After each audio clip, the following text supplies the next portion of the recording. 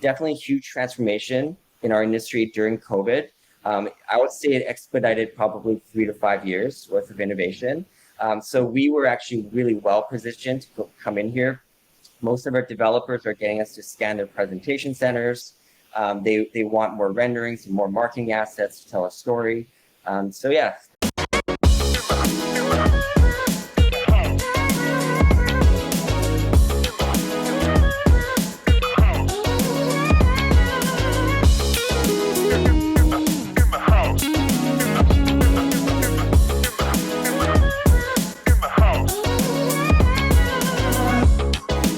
Our show, guys.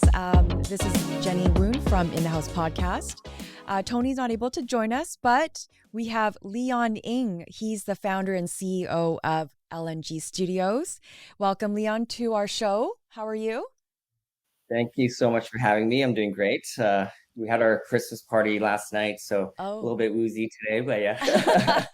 I won't ask too deep questions, okay? So, but I'll make it easy. I wanted to touch, I know you've been honored with Canada's top 40 under 40, but I wanted to just mention during COVID, you did a heroic thing with LNG Studios 3D printers, and it was when you produced face shields for frontline workers. I just want to applaud you for that because that's an amazing amazing thing that you did for the community and for just being a great leader in our community. So I wanted to thank you for that. Thank you so much. Yeah, that was a very meaningful project. How it all sort of came about, just a month prior to COVID, we actually recently acquired one of our competitors called DG Works. And they had a 3D printing department that we were able to pivot really quickly during the pandemic. And so it was honestly, it's a blessing in disguise, and I'm really proud of my team to really rally behind all this. It wasn't myself, and also the community too. So we were able to activate over 300 local printers. Like printers are just people having their own 3D printers at home. We sent the file over. They were able to print different parts, and yeah, it was a really great campaign. Awesome. Before we get into digging deep into who you are and your background, I have one question to start off with. We ask this to all our guests. And the question is, what is your spirit animal? My spirit animal? Wow. Chameleon, I would say. Oh, that's no one has ever said very that. Random.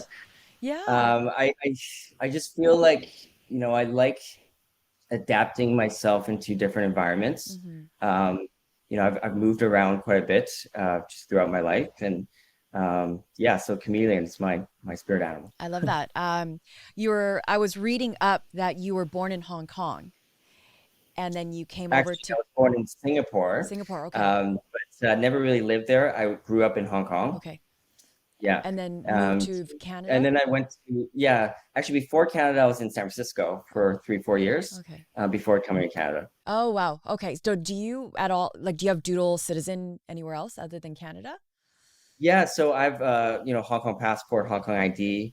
Actually have a British passport of all things, just one of the lucky ones that was able to get one of those British passports, and then Canada for sure. Nice.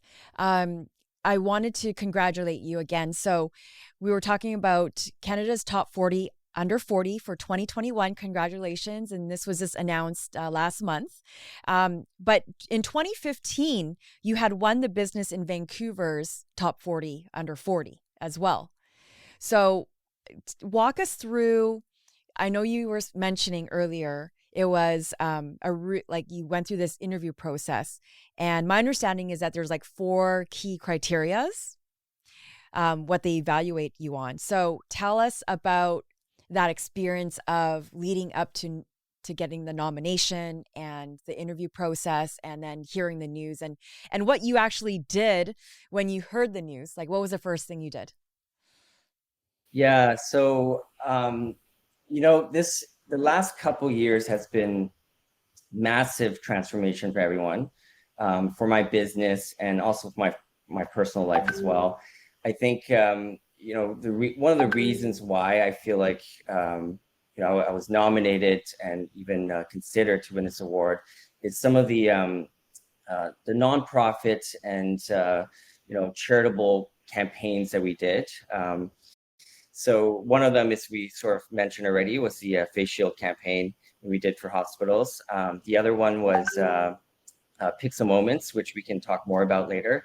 But those two projects, I think, was quite innovative. We're sort of redefining philanthropy in some ways.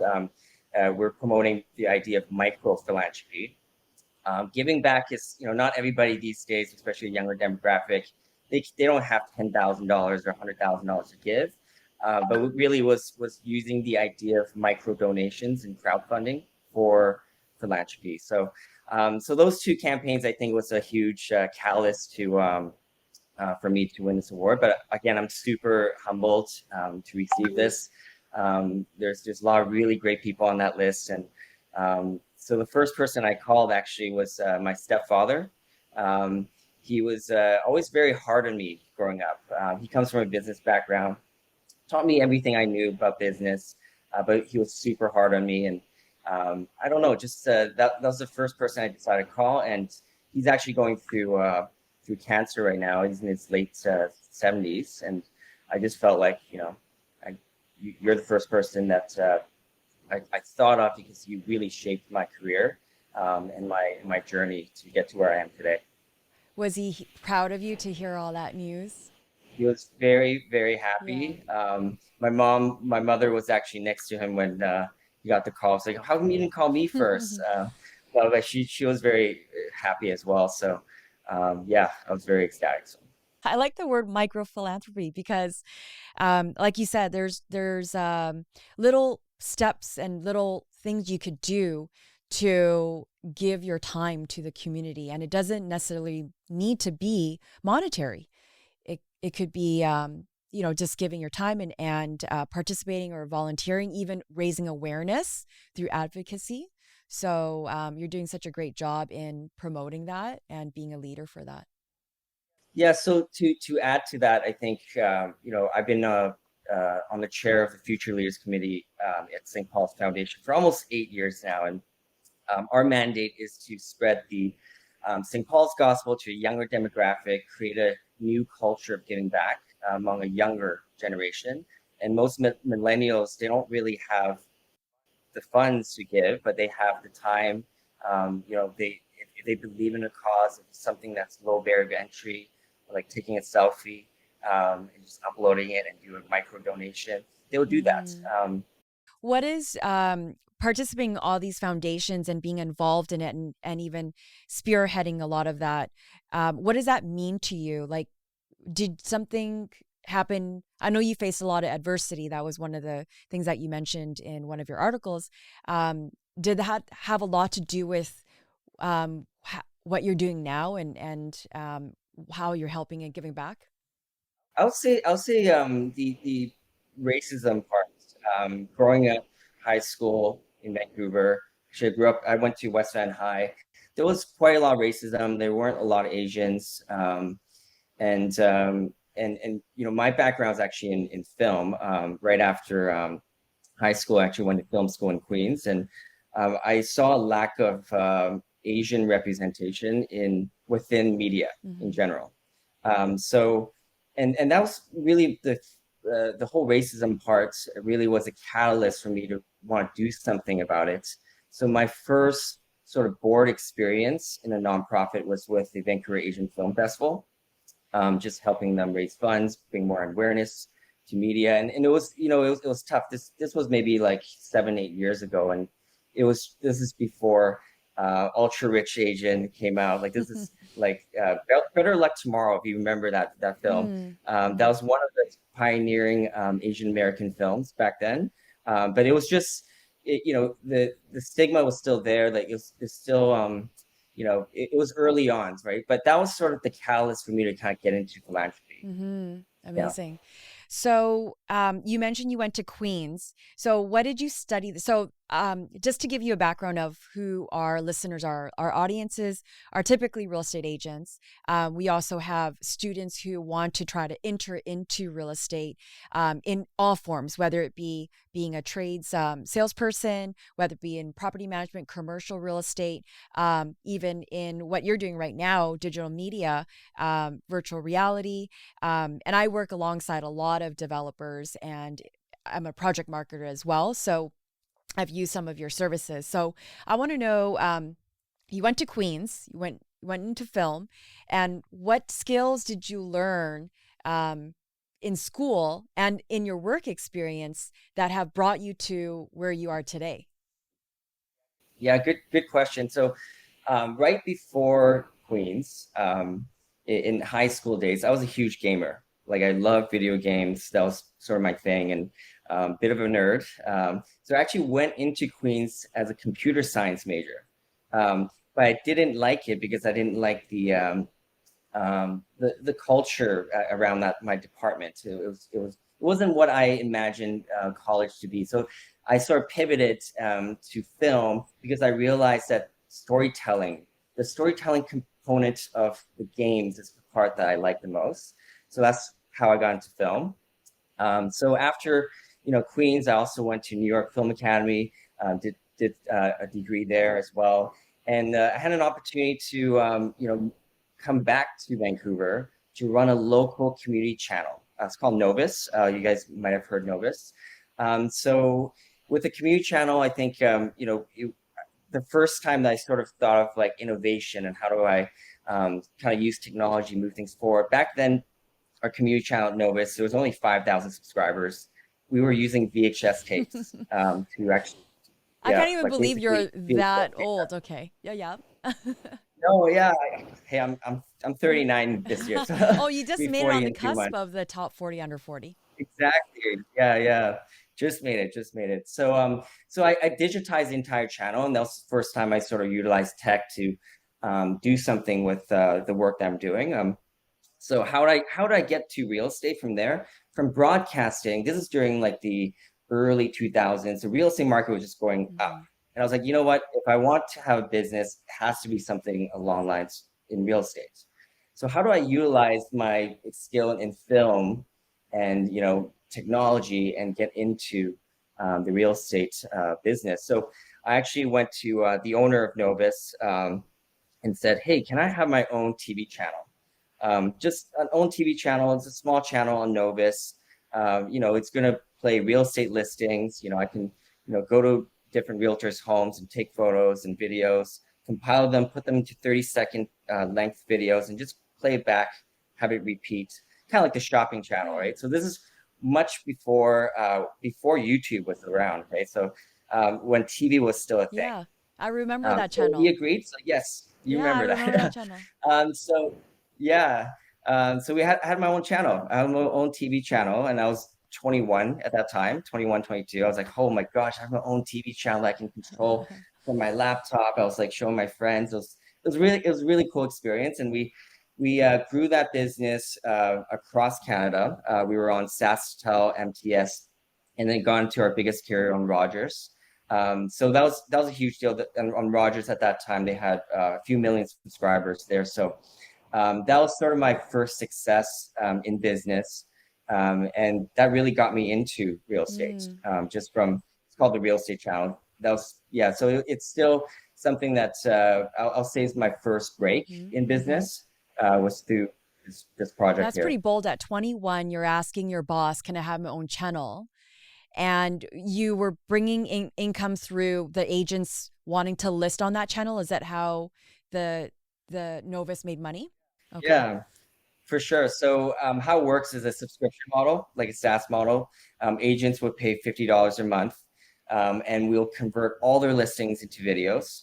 We syndicate them through different platforms, and then we also put them on the TV channel. Wow. So back then, when TV was still a thing, it created a good cachet for the realtors to say, hey, you should list with me because I also have a TV channel that your property should be on there. A lot of their buyers or sellers, sorry, really enjoyed that. So Mhm. so we really played up the whole idea of like, hey, a TV channel is a TV channel. Like there's still a lot of buyers, especially in the older generations, that really value that. Mhm. So Mhm. And I would have to say that paying $50 is actually really cost effective because a commercial is in the thousands of dollars. yeah, that's correct. So $50 a month. We know agents are sometimes on a tighter budget. It is a very, we created a very turnkey system where we automated the whole process. So someone, we would actually scrape their website with all the photos. We have a voiceover team that just does a recording, and then we convert, our system converts them into a 30-second video and automatically would go to a TV channel. So that innovation part was, we actually got a government grant for because it was quite Yeah. unique, to have agents being able to control the TV channel just through their listings there. But yeah, without getting too much detail, that was sort of a really fun campaign That's for us awesome. to work Yeah. on. And so you had this moment, this profound moment where you're at this crossroads of changing your career. Is that correct? Where you didn't want to stay in film or broadcasting? Is that correct to say about 15 years ago? Yes, that's correct. So, growing up in an Asian family, they're like, okay, we're gonna be a Mm, filmmaker. Okay, well, are you gonna make money doing that? Are you gonna be a starving artist?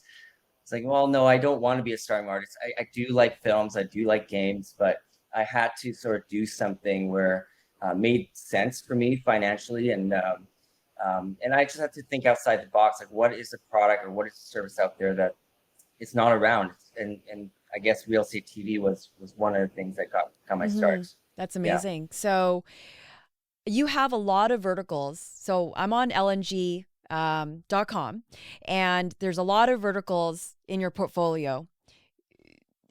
I would, I can't even imagine, like, I don't think there's any other company that is in your realm of competition. Like maybe bits and parts here and there, but you have the full scope of services. So maybe just quickly, what's your kind of checklist of things that you're offering to developers and to architects? Yeah. So maybe let me speak to this. Like right after Real Estate Channel, that was mainly for the resale market. I wanted to get into pre-sale. I just wanted to work with developers, and that's when LNG Studios started. This is close to 12 years ago now. So at that time, 3D renderings was just becoming popular. Back then, that people were still doing water sketches and hand sketches of renderings, and being able to sell real estate that way. And so I saw the opportunity in '09 when the real estate market just tanked. Um, and one of the leaders in the industry at that time also closed down their shop. So I was like, you know what? This is a perfect time during a slowdown to start a business because that's when the Mm-hmm. opportunities are. So that's when I started owning studios and just throughout the, organic growth throughout the decade. And the other businesses that I have all sort of fit in the real estate marketing Mm-hmm. lifecycle. So today you may have heard of Mm-hmm. iShot that does uh, real estate photography, videography, Matterport scans, and then you maybe have heard of Periphery Digital that we do a lot of digital marketing for developers and real estate marketers. So it was an organic experience for us to vertically integrate, and there was a very conscious decision at that time for me to do it under separate brands and separate Mm-hmm. partners. Just because I just believe in this industry, vertically integrating different brands would actually have a better longevity. Just in case, for example, if one department here does something that is messed up on one project, it's not jeopardize the other Mm. departments because they're under separate brands. So yeah, today we do everything from branding, website, all the way to digital marketing. The only thing we don't do is sales. That's when we work with someone like Mm-hmm. yourself to do the sales side. But yeah, that's what we do. Awesome. I just had a question, but I totally forgot what it was because there's so many good questions I want to ask here. Um, oh, the verticals. So, did you learn that through reading like the business? It's obviously good business planning and strategy. Did you learn this from looking at other entrepreneurs or reading a book, or what made you want to partner out all these like and have different partners and under different company names and branding?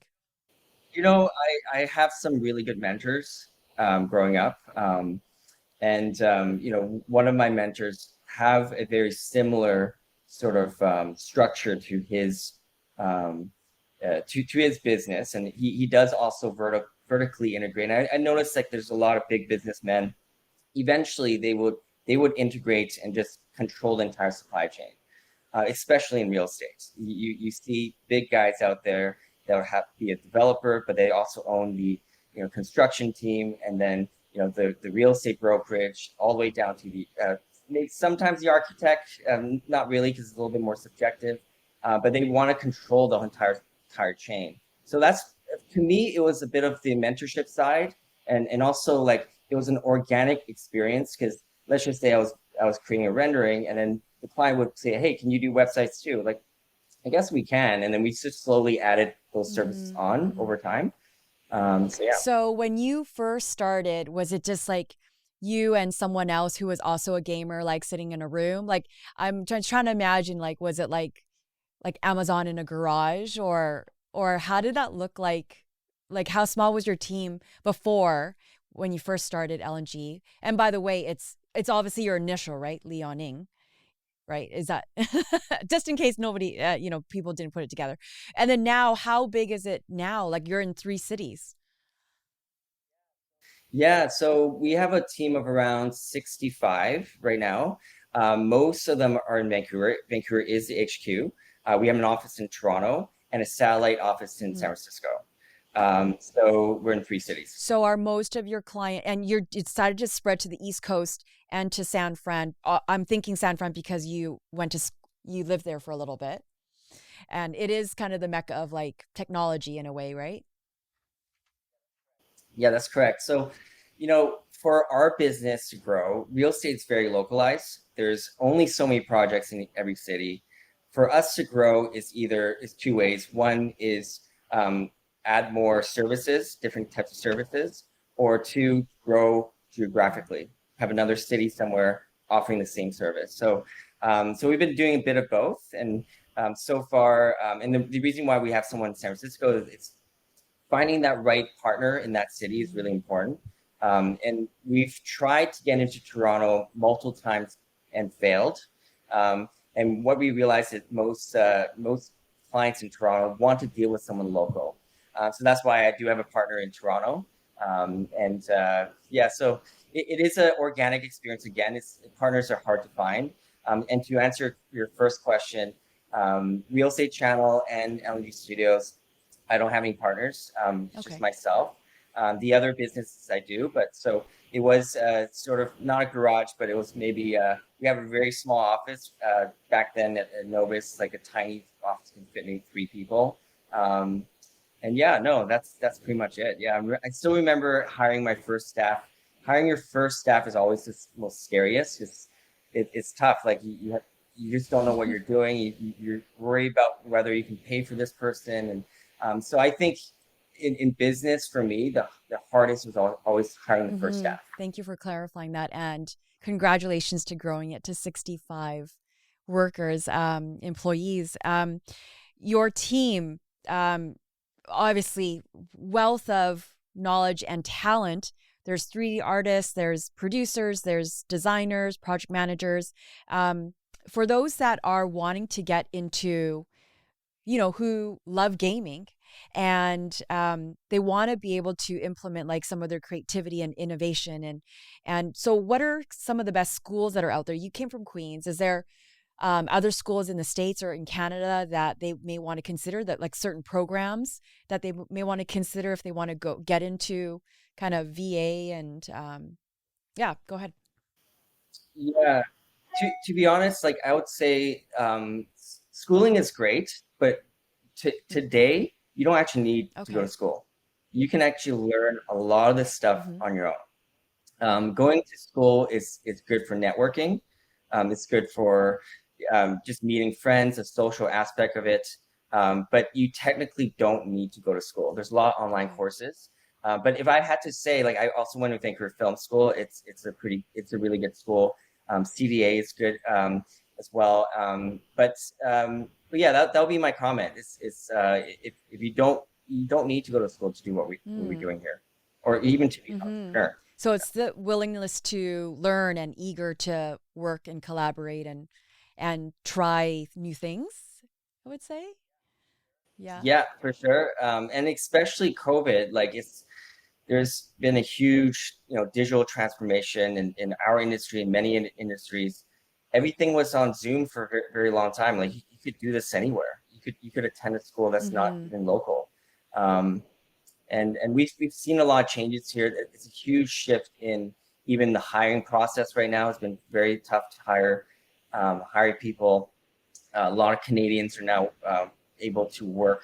I'm veering off a little bit, but it is a pretty important point because a lot of Canadians are actually looking at jobs in the U.S. now because they want to make the USD, and so hiring has been quite difficult these days due to the Hmm. pandemic.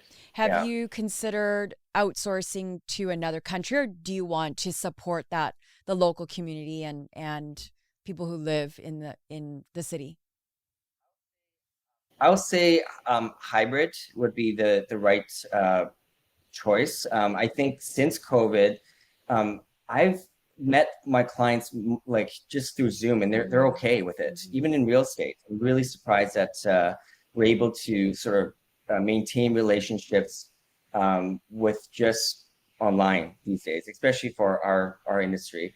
But I would say that to be realistic, most businesses will have a hybrid model where they will have some back-end support from Mm-hmm. somewhere else.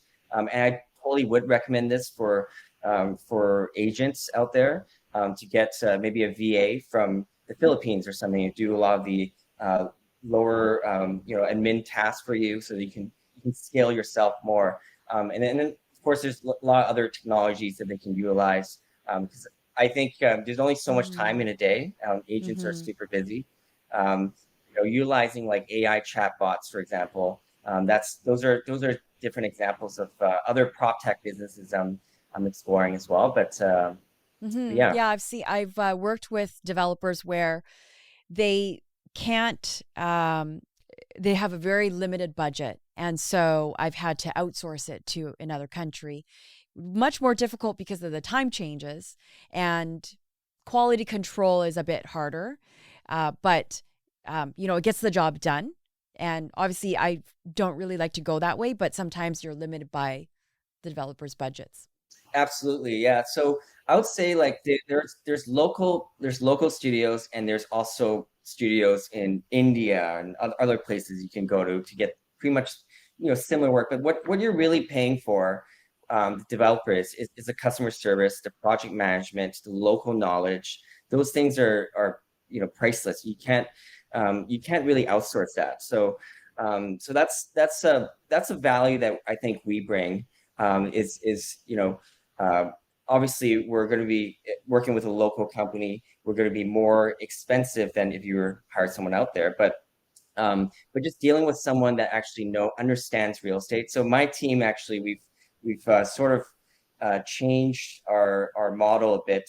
We've been hiring a lot of sort of ex real estate marketing, project marketing people, and as well as staff that have experience in the development world as well, so that we can talk real estate with our clients. We will understand their end goal is to sell the units, right?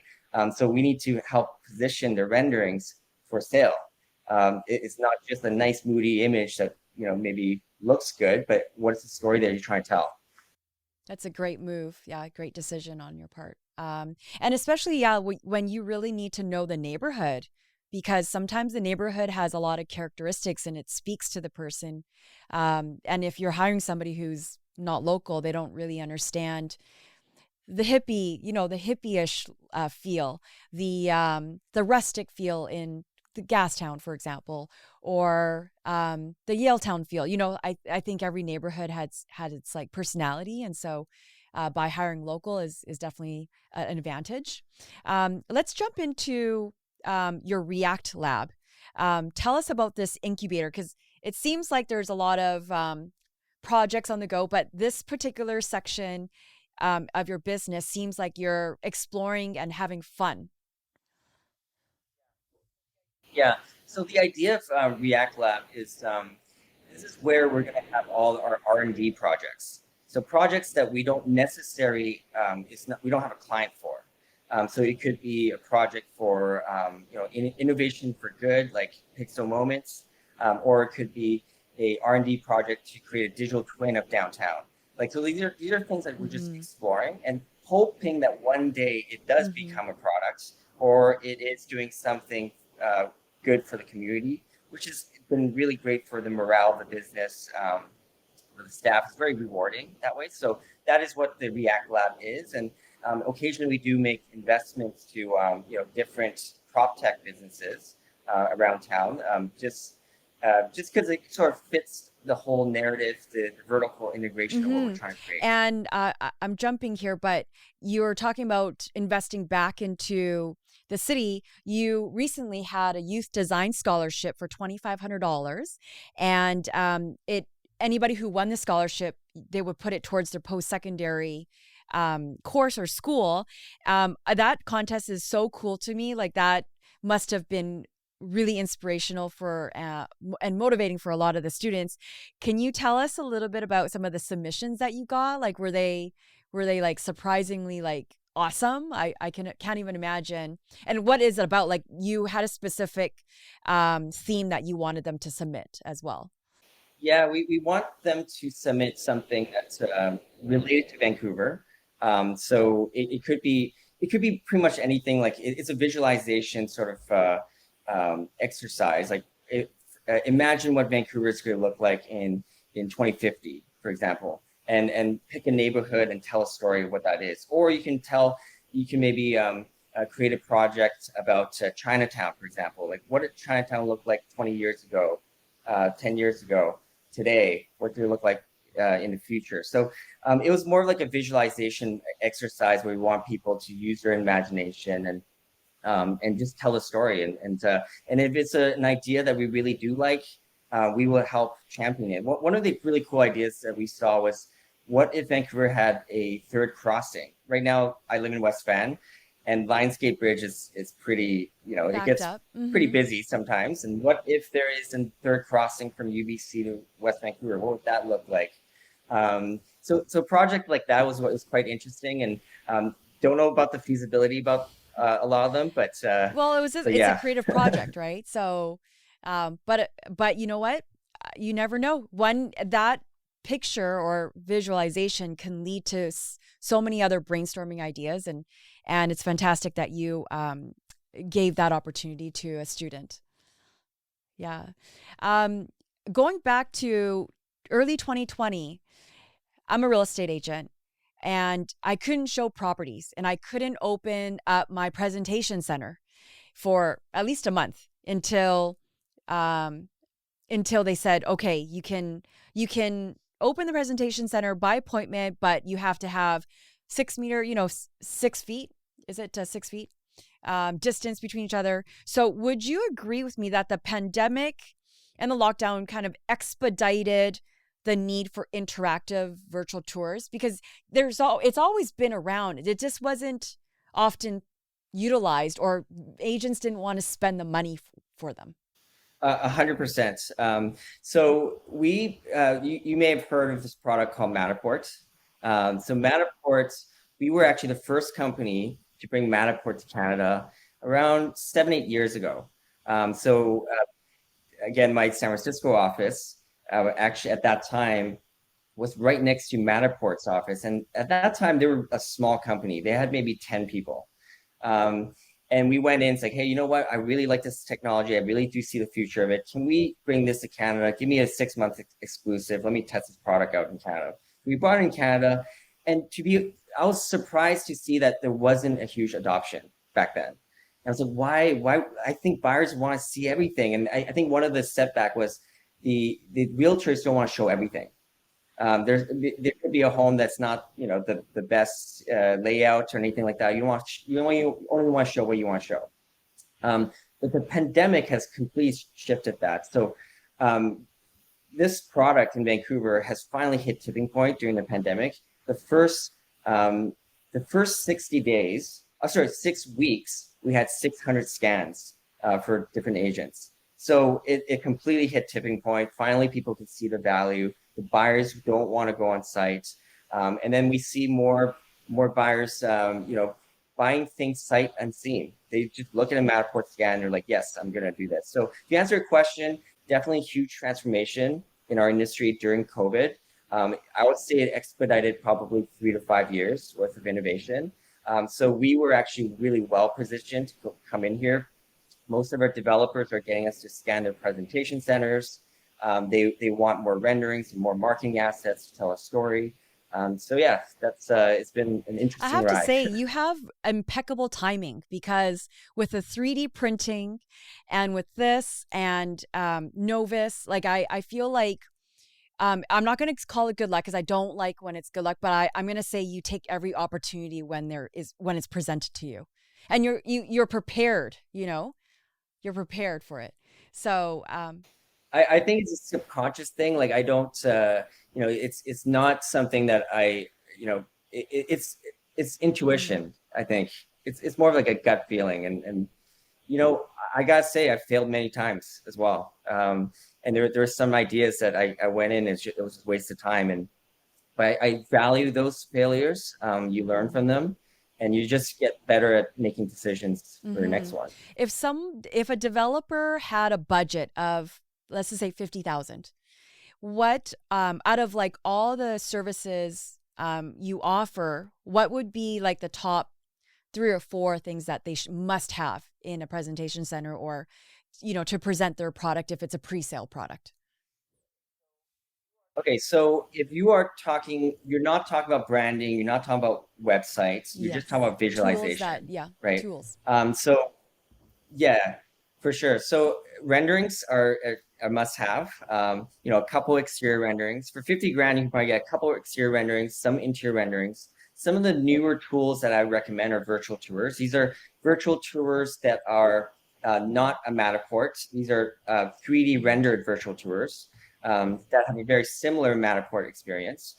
So those are what we've been seeing as sort of a hot product or service that a lot of developers are going for. And normally you just pick the most popular unit, the nicest unit, or the most popular units in your development. So those are probably what I would at the Mm-hmm. minimum suggest. And we actually have a new product that's coming out. It's called Proxima. So we're digitizing the entire presentation center experience Mm. into an application. So imagine you don't have to do a physical model anymore, which you pay 50 to something like 300 grand, 400 grand for. We'll digitize your 3D model. Imagine you go to this platform here. You can see the 3D model. You can rotate it, see all the inventory, sync with your CRM, be able to see live inventory control, and then go into the virtual tour, see the drone shot, all within one application. It could be a product that complements your current presentation center on a touchscreen, or it could be something that is remote. An agent can go to a coffee shop, bring an iPad, and the entire presentation center experience is on Amazing. this Wow. device. Um, that's already launched, and is our developers using it right now? Yeah, we have it's launching, but we already have 5 or 6 clients Amazing. using it. We haven't even marketed, and we're already super busy with this. It's launching in Q1, probably within a month or two. And again, all this fits within the 50K budget. So Okay. Yeah, yeah. keep it local. How do you see home online buying progressing in the next like 2 to 5 years? So we've added the Matterport, we've added, the ability for digital signing and everything like that. Do you see it somehow even getting even better? I mean, I'm asking because I don't have that creative juice the way you have. So where do you see it going? Yeah, so for the most part, LNG Studios focuses on more on the front end side. So the front end experience will continue to go more digital. It'll continue to have a more seamless experience. a lot of device. You can access information from multiple devices.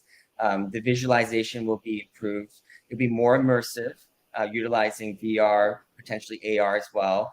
But in terms of the back end side, there's also a lot of innovation right now with Mm-hmm. Vesto, for example. You can sign contracts now. We just invested in another company it's called Only. They're trying to be a Shopify for real estate. So they're going to have a buy now button. Okay, so you can actually put down deposit and get your mortgage pre-approved by syncing up to all these different banks. So the whole buying experience is going to be a lot more streamlined. There's going to be a lot more integrations. We work closely with Spark and Lasso, get their CRM within our Proxima. Like everything's going to be more seamless. So to answer your question, I think the digital innovation and transformation will continue to grow. The front end experience will be more immersive. Buyers are going to want more information.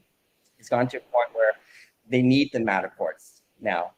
Matterport's almost a requirement. It's not nice to have, right? So yeah, Yeah, so that's there's a that's how I see it. minimum package that you should be delivering to potential buyers. I'm really interested about the shop, kind of shopping online and paying online because it's so difficult to have to go to the bank. Some banks are limiting their hours. And wire and transferring sometimes is difficult, and there's $40 fees on top of that. So being able to pay by credit card or just Apple phone, like, I don't see why that can't happen. With, of course, integrating the BC FSA, the financial services authorities involved in it. But yeah, I would love to see that kind of make it more seamless and more of a better experience than having to do so many steps. Yeah, there's definitely need to be a lot of legal innovation on that piece to figure that piece out. But yeah, it is moving that way. There's we're sort of democratizing the whole experience here, the home buying experience. There's another project that actually invested in a few years ago called Addy Invest.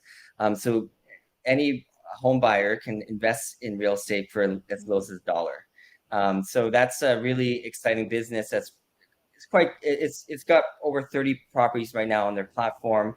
But you can check out Addy Invest. That's another type of sort of home buying experience where you can actually invest and buy real estate on an app, you know, and legally own a piece of that property. So I a lot of think exciting stuff I went happening. on their website where they only take certain number of subscribers per property that they acquire. From my understanding, that's how it works. Yeah, you can't invest more than I think 1,500. So they want that whole idea of micro donation, right? Um, so so yeah, like it's becoming a different What's your market now. most So favorite case study or project you've ever worked on? And I guess it also incorporates into like the best there's developer. two. Yeah, good question. Apart from Pixel Moments, which is what I like, it's the most meaningful project for me. In terms of LNG Studios, there's a couple projects I can speak to. One was this project for Concord Pacific. This is when VR just started. This is back 6 years ago. We actually had 10,000 headsets that we gave away to realtors I and got one also of them. home buyers globally. Yeah. Oh, you got one of them. Great. Yeah.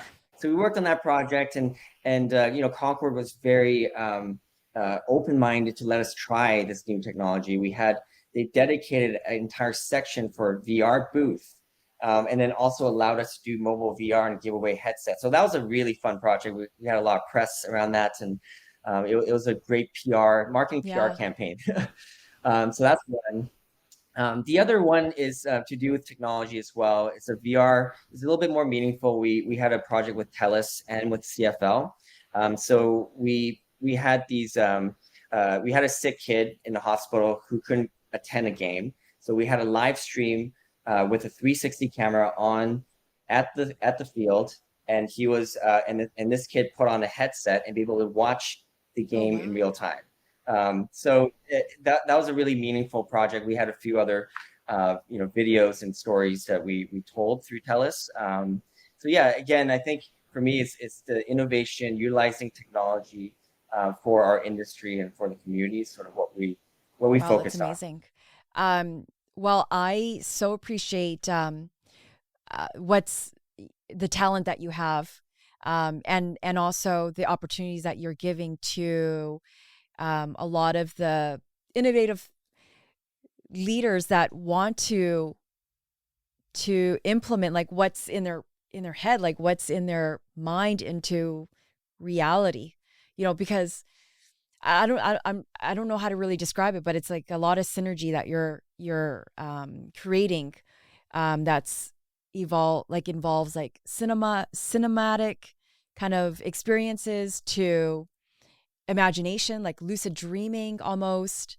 Um, I'm not really clear on what I'm trying to say here, but what I want to kind of come across is that like you're bridging that gap between like print and like reality, but like allowing people to just heighten up like their subconsciousness into like bigger dreams, into like Yeah, we're connecting the physical and the digital world and the virtual world together, and we're trying to bridge that gap.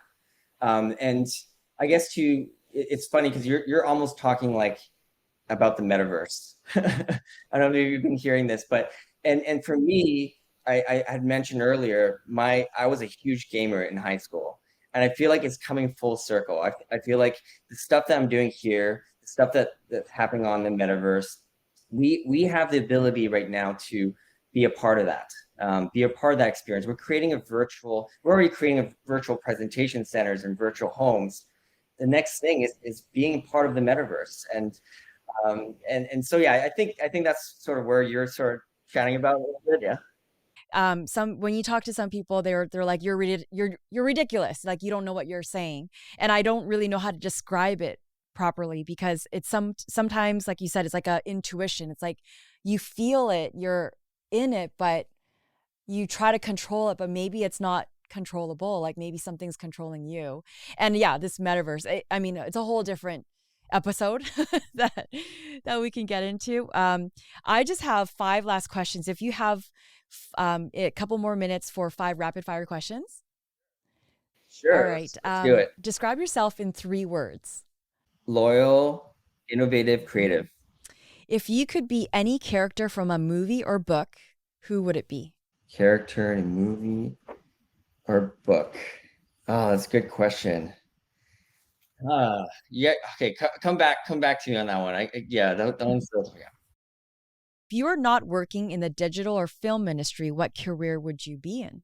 Music. Oh, do you play like an That's instrument? you know, if you talk about like one regret in my life is not learning how to play the piano.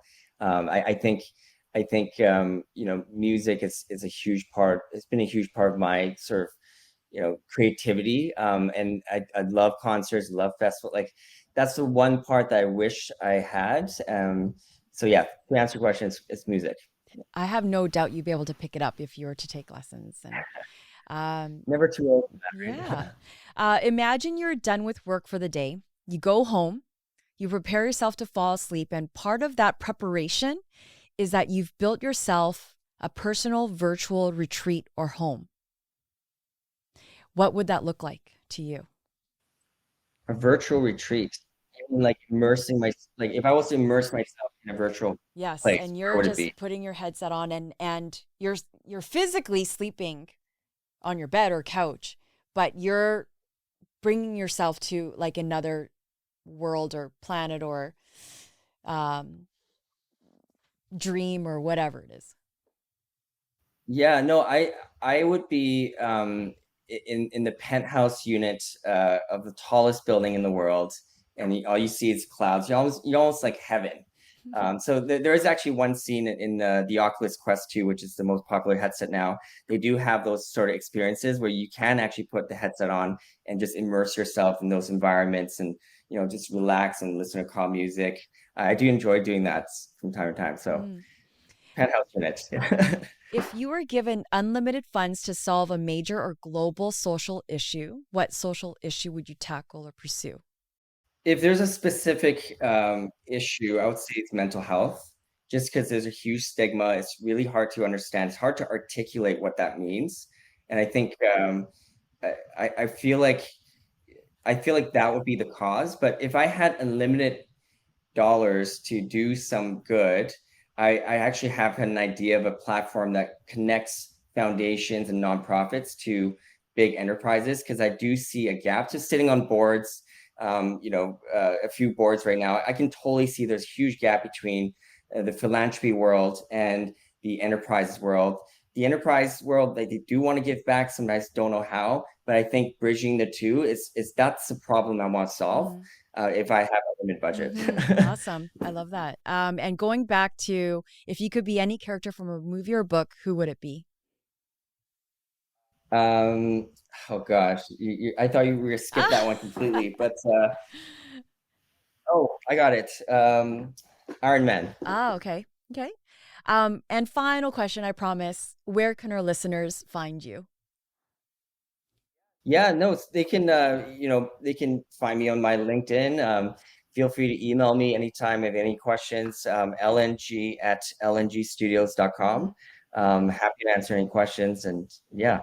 Awesome. Well, thank you, Leon. It's been a pleasure getting to know you even more through this call, and I look forward to seeing what you have in the next year and the following year, because I find your employees are great to work with, and just even talking to you, like it's very inspiring to know that you're tapping into something that I know that not a lot of people have the courage and the intuition to try new things. So thank you. Thank you so much. And again, thank you for the opportunity. Really appreciate it. And I'm sure we'll be working together very soon again. Absolutely. Thanks, Leon.